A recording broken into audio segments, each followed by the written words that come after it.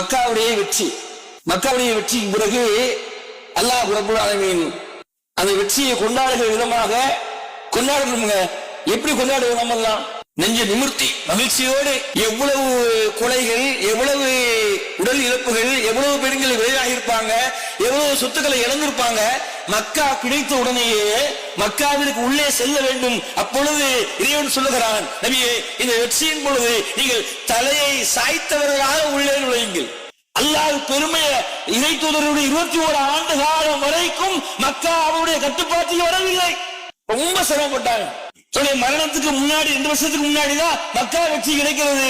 அப்பொழுது அல்லாஹ் சொல்றான், அந்த நேரத்தில் கூட ஏன் 20 வருடமாக பெருமையை பற்றிய சிந்தனையே இல்லாமல் வாழ்ந்த அல்லாஹ்வின் தூதருக்கு அந்த நேரத்தில் கூட சைத்தா உள்ளுக்குள்ள பெருமையை கொடுத்துட கூடாதுங்கிற ஒரு பாடத்தை கத்துக் கொடுக்கிறார். நபியே, நீங்கள் தலையை குனிந்தவர்களாகத்தான் மக்காவுக்குள்ளே போகணும். ஹதீஸ்கள் வருகிறது, அவர் அப்படியே குனிஞ்சிட்டு போனாரு. அந்த ஒட்டகத்துடைய திமிரில் தாடி கிடந்தது. இறைத்தூதர் அப்படியே எல்லாம் பொறுமையாவாங்க, சான்ஸே இல்ல. என்ன அர்த்தத்துக்கு?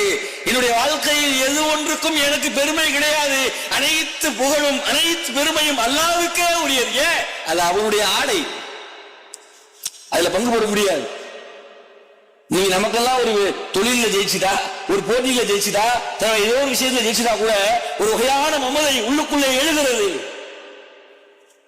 அதை அழிச்சிருங்க, நம்மளும் அழிக்கிறது இல்ல, நம்மளது அழிச்சிடும்.